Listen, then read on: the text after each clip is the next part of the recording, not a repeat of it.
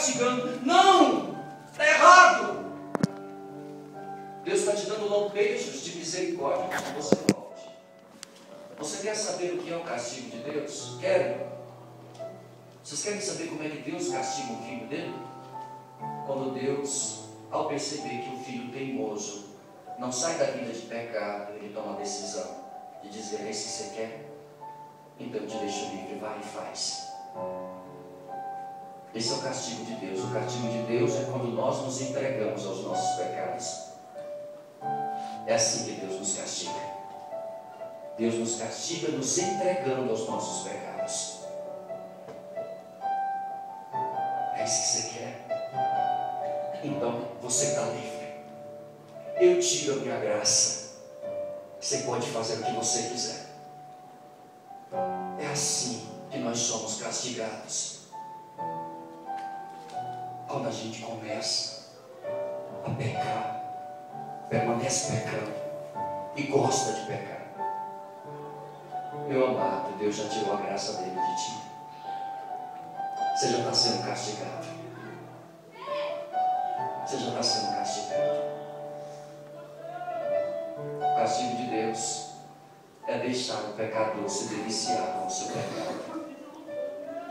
O castigo de Deus é deixar o pecador gostar de pecar.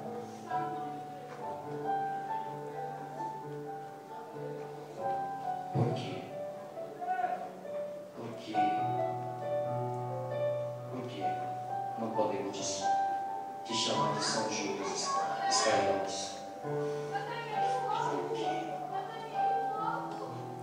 Porque Judas construiu uma história de traições.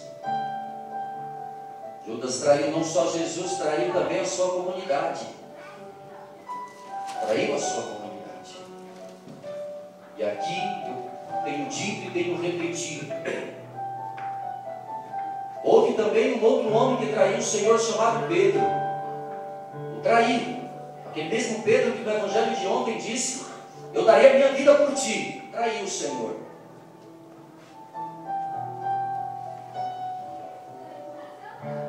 Mas Pedro não abandonou a sua comunidade. Não abandonou a sua comunidade. A comunidade ajudou Pedro a reparar o seu pecado.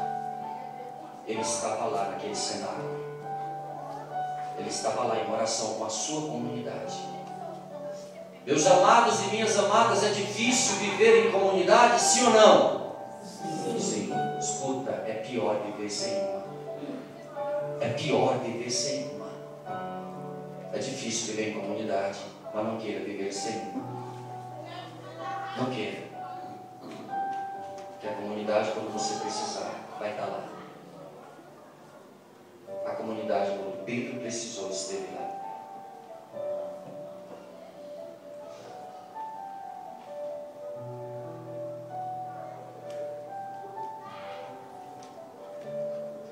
Judas pergunta para o Senhor: Mestre, serei eu? Serei eu. E Jesus responde: tu dizes. Pedro sai, como nós vimos ontem, deixa a luz que é o Senhor, e diz o evangelista São João que era noite e sai para as trevas e vem de Jesus. Por quê? Porque Judas estava decepcionado com o Senhor. Judas fazia parte de um grupo chamado Zelotas, que acreditavam que Israel seria libertado de Roma pela guerra. E quando a popularidade de Jesus começou a crescer, Judas acreditava que Jesus seria aquele que iria libertar Israel do jugo romano. Mas Jesus não correspondeu às expectativas de Judas. Escuta, meu amado, minha amada, não queira colocar Deus na tua gaiola. Não queira colocar Deus nos teus conceitos. Não queira negociar com Deus. Deus não aceita negociação.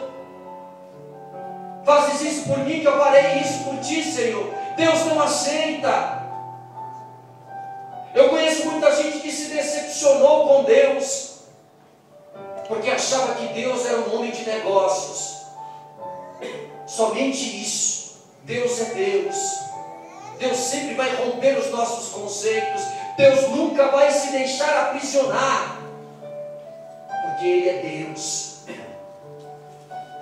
E a gente hoje vive um triste espetáculo de uma religião que transformou Deus num senhor de negócios, onde se vende o céu, onde se compram milagres. Nós temos que acreditar na religião de Jesus. É a da cruz. É a da cruz. É aquela que nós pertencemos ao Senhor nos dias bons e nos dias maus. Quando Ele corresponde aos nossos anseios, mas também quando Ele se cala no silêncio. Quando parece que tem momentos que Ele nos toca, mas também tem tempos que Ele se encontra tão longe de nós. Quando Ele é afável, mas também quando Ele é duro. E Deus, Ele é exigente. Ele é exigente com aqueles que Ele ama. Santa Teresa de Ávila, um dia, num ímpeto de oração com Jesus, disse: é por isso que tu tem tão poucos amigos. Teresa disse para Jesus: porque Ele é um Deus exigente. É um Deus exigente. É por isso que tu tem tão poucos amigos. Não se mede uma religião pelo número de adeptos. Não se mede uma religião por templos cheios, por paróquia cheia. O reino de Deus foi comparado a grãozinho de mostarda, a pitada de sal. O reino de Deus é o pequeno rebanho. Como nós estamos aqui hoje, num pequenino rebanho, vivendo essa Semana Santa aqui. Eu particularmente não gostaria de estar vivendo essa Semana Santa em nenhum outro lugar do mundo. Até o nosso Papa Francisco amanhã vai celebrar numa cadeia para menores. Vai celebrar com 50 menores. Nem o jornalista vai poder entrar. Ele fez questão que fosse uma cerimônia simples. Aqueles garotos que estão presos é que vão fazer a liturgia, que vão proclamar a palavra de Deus, que vão fazer a oração dos fiéis. E o Papa vai se abaixar para lavar os pés daqueles meninos infratores. Essa é a religião de Jesus. É a religião dos pequeninos. É isso que agrada a Deus. Deus só aceita o culto à sua divindade.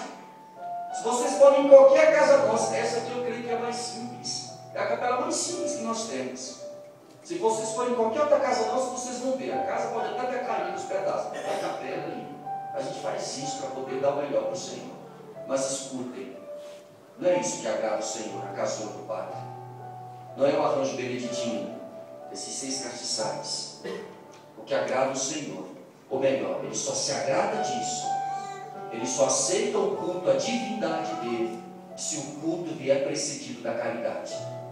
Se você não ama, meu amigo, nem vá para a missa, porque Deus não vai aceitar a tua missa. Se você não ama, sai do ministério de música, porque Deus não vai aceitar a tua música. Porque o culto à divindade precisa vir precedido do culto à caridade. Do culto à caridade. Quem não ama não deveria entrar nunca numa capela. Não deveria nunca ir para uma missa.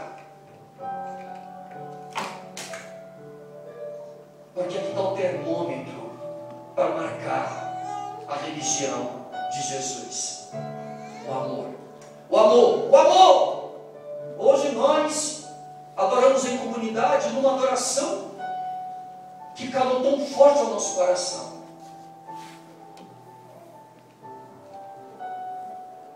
Nossa liturgia do dia de hoje foi justamente para dizer isso. Judas se perdeu porque não tinha mais uma comunidade. E nós nos colocamos aos pés do amado hoje para poder agradecer pela nossa comunidade, pelos irmãos e irmãs que o Senhor nos deu. E nós pedimos que o Senhor passeasse na nossa vida, de fato. Eu até disse para a irmã Esperança que o nosso Senhor tinha tirado o coração dela e dado de Maria Madalena para ela. Na oração, na adoração de hoje, Deus tinha dado o coração de Maria Madalena para ela. Por isso que foi tão forte para ela a adoração de hoje. E nós pedimos: Senhor, visita a nossa história. Visita a nossa história. para que nós possamos viver hoje bem em comunidade. Porque todos os problemas que a gente tem em comunidade é por causa dos nossos traumas que ficaram lá na nossa infância. Quando alguém é fruto de uma gravidez que não foi aceita, aquela criança vai ser um adulto que vai se sentir rejeitado. Ele não é rejeitado, mas ele sempre se sente rejeitado. Ele evita estar na comunidade, ele vai estar sempre pelos cantos, ele vai sempre falar mal da sua comunidade. Por quê? Porque tem uma criança que não se sente amada no ventre da sua mãe. É um adulto rejeitado. Ele se auto-rejeita. Aquela criança que é filha de pai ausente, que não sabe o que é carinho de pai, que nunca soube o que é um abraço de um pai. Na comunidade vai ser aquela pessoa que vai transferir tudo isso para a autoridade. Nunca vai se dar bem com a autoridade. Por quê? Porque a autoridade é o pai e ela precisa rejeitar o pai.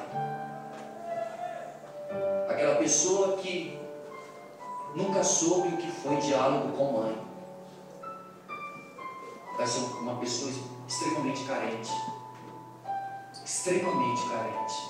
que vai ficar mendigando carências. Está sempre buscando.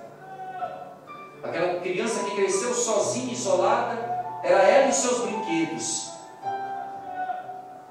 porque não teve irmãos, ou não aprendeu a brincar com os irmãos. Na comunidade vai ser aquela pessoa que nunca vai dividir o que tem. Nunca.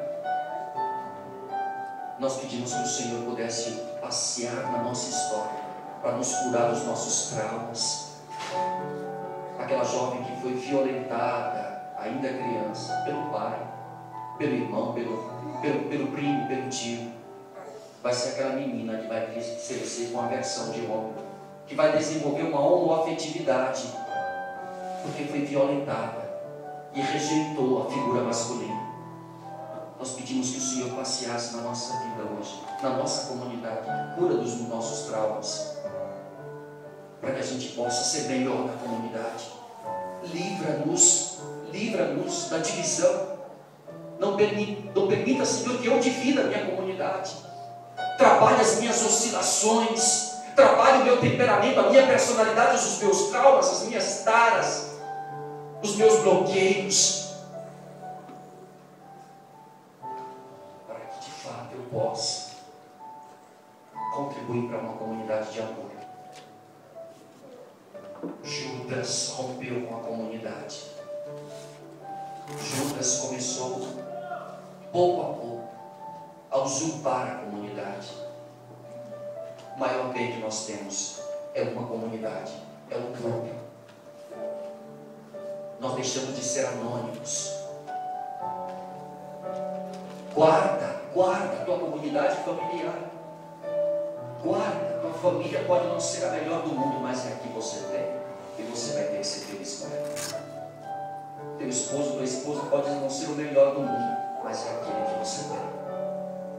Afinal de contas, eu dizia isso na segunda-feira: amor não é fast food, que a gente só pega o que agrada a gente. Amor não é assim. A gente pega tudo que está lá, a gente tem que pegar. É um pacote fechado. Nós temos a mania de maltratar quem mais nós amamos e nos ama. Paremos de ferir a nossa comunidade, porque quando a gente precisar, é ela que vai estar lá. É ela que vai estar lá. Não é ninguém. É a nossa comunidade. Então, que o adjetivo santo possa ser escrito na frente do nosso nome. Não traiamos o Senhor. Depois de ter experimentado o amor dele, permaneçamos nesse amor. Mesmo quando Deus não corresponder às nossas expectativas, mesmo também nesse momento, permaneçamos no amor do Senhor. A graça que nós queremos pedir é essa. Interrompa a sua história de pecado. Interrompa já hoje, agora. Diga basta. chega. E como é que você vai fazer isso? Na verdade. A verdade nos liberta dos nossos pecados. A verdade. Procure um sacerdote. Procure um sacerdote. Interrompa a história de pecado. Porque Judas vivia no pecado. Foi que Satanás entrou nele. A verdade, Deus está te dando hoje a oportunidade de você se libertar. A verdade pode fazer isso na tua vida. Se ajoelhe aos pés da misericórdia do Senhor e comece a escrever um capítulo, um novo capítulo da tua história, como Pedro, que traiu, mas que voltou para o seio da sua comunidade. Em nome de Jesus, é o apelo da liturgia de hoje. É o apelo. Essa graça que nós queremos pedir. Liberta-nos com a tua verdade. Liberta-nos com a tua verdade. Hoje, nesse momento agora. Eu não quero mais ser escravo. Escravo de mim mesmo. Escravo de mim mesmo. Eu não quero mais. É você, Deus, meu amado. É você, Deus. A liturgia de hoje está te convidando. Nós cantamos isso no Salmo. É o tempo favorável, é agora. Não deixe para amanhã. Não deixe para amanhã. Judas deixou para amanhã. Agostinho dizia isso. Deus nos garante a sua misericórdia, sim. Só não nos garante que vamos estar vivos amanhã para receber. Tem que ser hoje. Tem que ser já. Tem que ser agora. Nesse momento. Interrompe a tua história de pecado. Na verdade, eu sei no meu coração de sacerdote que tem pessoas que estão aqui nessa igreja hoje, que estão remidas pela mentira.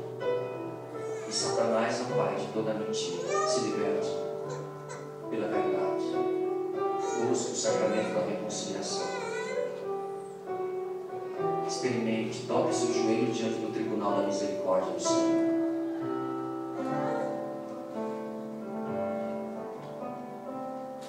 E obrigado, Senhor, pelos amigos que me destes. Obrigado pela experiência do amor incondicional. Obrigado pela minha comunidade que me ama, com os meus limites, que me ajuda. A comunidade é a experiência da libertação, onde eu posso dizer quem eu sou, porque eu posso ser acolhido, porque eu posso ser amado.